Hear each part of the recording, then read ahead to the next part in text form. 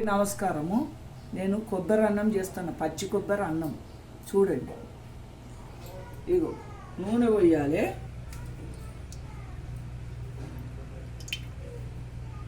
పచ్చి కొబ్బరి ఎట్లా కడుపులో పడాలంటే ఏదో రూపంగా కడుపులు వేసుకోండి, మంచిగా ఉంటుంది.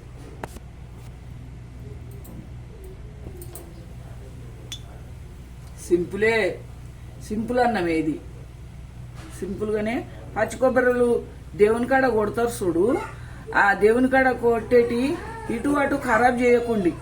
అన్నంలోనూ బజ్జీల రూపంగాను పిల్లలకు పెట్టుండి మీరు తినండి.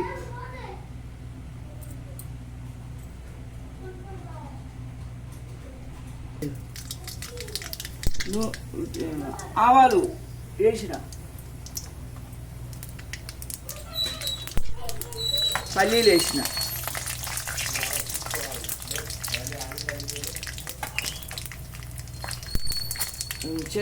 ఇది శనగపప్పు, మినపప్పు, జీలకర్ర, ఇగో ఇవి కాజు, ఇగో ఎండుమిరపకాయలు మిరపిత్తులు వేసుకోండి. వెనకటికి మిరపిత్తుల కూర వండుకుందు.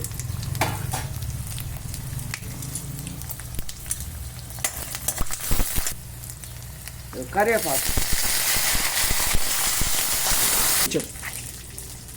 ఉప్పు, కొబ్బరి ఇంట్లో పట్టిన, కొంచెం పసుపు అన్నానికి వేసిన.